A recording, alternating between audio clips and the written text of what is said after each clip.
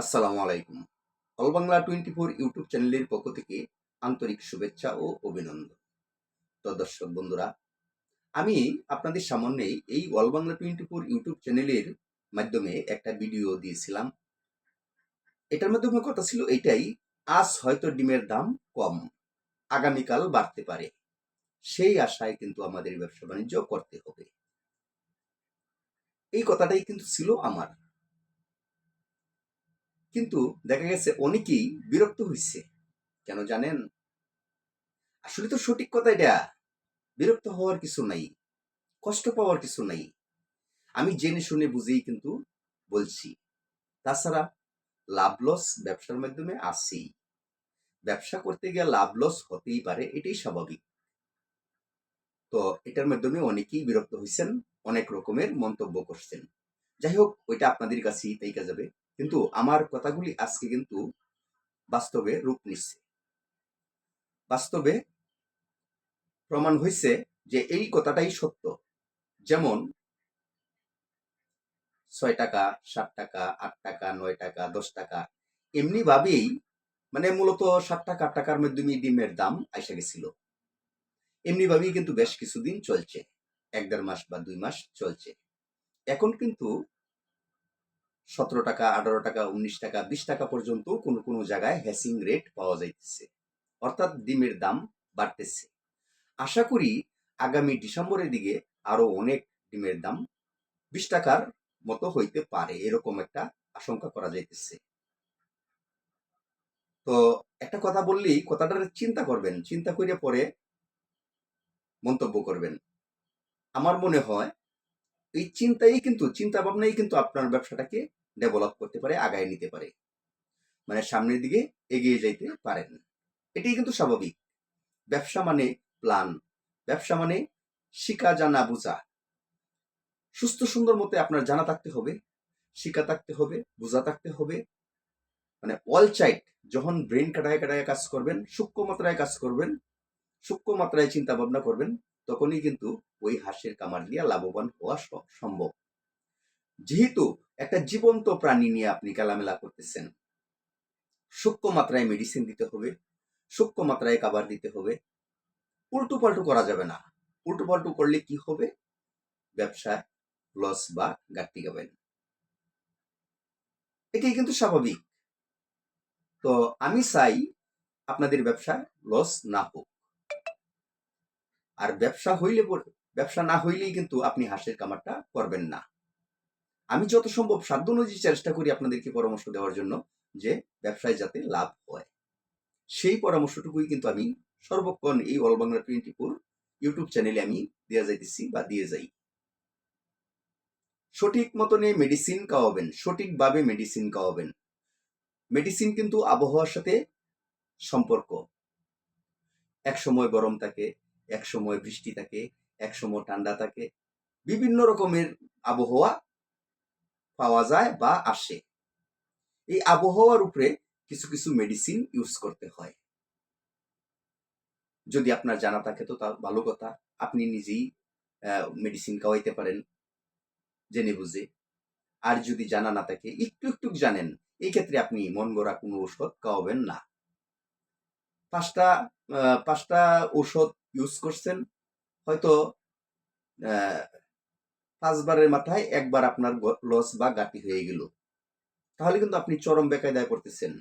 5বার medicine use করাতে যে লাভবানটুকু হয়েছেন, একবার যদি মেডিসিন উল্টো পাল্টু হয়ে যায়, তাহলে 5বারে যেটুকু লাভবান হয়েছেন ওইটুকু কিন্তু চলে যাবে। এটাই চির সত্য কথা।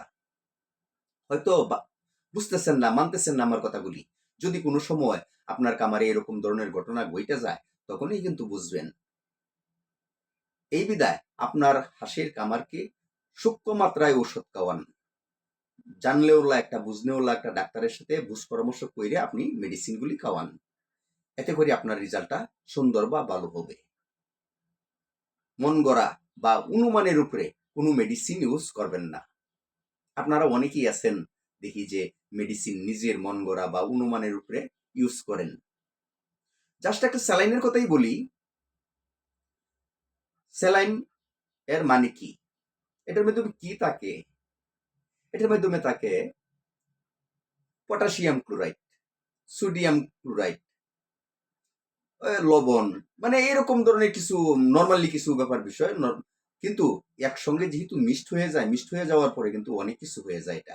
এটাতে কিন্তু অনেক কিছু কাজ করানো যায়, কিন্তু এগুলো তো আপনার জানা থাকতে হবে, বোঝা থাকতে হবে। আপনি তো এই ব্যাপারে কোনো ট্রেনিং করছেন না, আপনি তো এই ব্যাপারে কোনো কিছু জানেন না। হয়তো অতিরিক্ত স্যালাইন কেন খাওয়াবেন? স্যালাইন কি টাকা দিয়ে কিনে আনতে হয় না? এবং প্রয়োজন নাই তারপরেও দেখতেছি অনেক সময় স্যালাইন খাওয়ানো হয়। এটা কিন্তু অ্যাকচুয়ালি ঠিক না। প্রয়োজন ছাড়া একটুকু 1 কেজি স্যালাইনও খাওয়ানো যাবে না। প্রয়োজন ব্যতীত 1 গ্রাম স্যালাইনও খাওয়ানো যাবে না। প্রয়োজন ব্যতীত কোনো কিছু দেওয়া যাবে না হাঁসকে। সূক্ষ্ম মাত্রায় লালন পালন করতে হবে। ডিম বাড়বে কমবে, এটাই কিন্তু স্বাভাবিক। এটা মেডিসিনের মাধ্যমে কন্ট্রোল নিয়ন্ত্রণে আনতে হবে। পাশাপাশি দেখা গেছে আবহাওয়াজনিত কারণে ডিম হাফ ডাউন করতে পারে। রোগ আসিতেছে ভাব ওই সময়ও কিন্তু আপনার হাঁসের ডিম হাফ ডাউন করতে পারে। বিভিন্ন কারণে ডিম হাফ ডাউন করতে পারে। বনের পশু পাখি যদি আপনার হাঁসের কামারকে দাওয়া করে তাহলে কিন্তু আপনার হাঁসের ডিম কমতে পারে। অতিরিক্ত ঠান্ডা, অতিরিক্ত গরম, এইসব ক্ষেত্রে অতিরিক্ত বৃষ্টি, এইসব কারণেও কিন্তু আপনার হাঁসের ডিম কমতে পারে। তো ওইসব ব্যাপার বিষয়গুলি মোকাবেলা করতে হবে কেমনে? মোকাবেলা করা যাবে না মোটামুটি সাময়িকভাবে কাইটা ওঠার জন্য কিছু মেডিসিন সময় বুঝে কিছু মেডিসিন ইউজ করতে হয়। ওইটা ডাক্তারের কাছে গেলেই দেখা গেছে একটা পরামর্শটুকু আপনি পেয়ে যাবেন বা পাবেন। আপনি তো হাঁসের কামার নিয়ে ব্যস্ত, আপনার ডিম বিক্রি করতে হয়, হাঁসের জন্য খাবার সংগ্রহ করতে হয়, হাঁসের ঘর পরিষ্কার করতে হয়, হাঁস দিনের বেলা যে জায়গায় রাখেন ওই জায়গায় নিয়ে যাইতে হয়, নানান কিছু কাজকর্ম আপনার আছে। আপনি আবার মেডিসিন নিয়ে এত কেলামেলা করার সময় কোথায়? তাছাড়া আপনার তো কোনো ট্রেনিং নাই। আপনি মন গড়া ওষুধ এমুক কামারে দেখা গেছে, আমার পাশের বাড়ি এক কামারে দেখা গেছে এডি3 খাওয়ানো হয়েছে, এতে করিয়া ওনার হাঁসে ভালো ডিম পারতেছে। এর মানে কি এই আপনার হাঁসেও কি এডি3 প্রয়োজন হইতেছে? আপনি ওই যে পাশের বাড়ির কামারে দেখছেন এডি3 খাওয়াইছে, ওই এডি3 আপনিও খাওয়ানো শুরু করছেন, আপনার হাঁসেরও ডিম বাড়বে। এটা কিন্তু অ্যাকচুয়ালি ঠিক না। ওনার হাঁসে এডি3 এ ডিম বাড়ছে, আপনার হাঁসে হয়তো জিঙ্ক এ ডিম বাড়বে, জিঙ্ক সালফেট মনোহাইড্রেট যেটা ওইটা ডিম বাড়বে। এই ক্ষেত্রে এই মেডিসিন নিয়ে আপনারা বাড়াবাড়ি করবেন না, আমি আপনাদের কাছে এটাই রিকোয়েস্ট করব।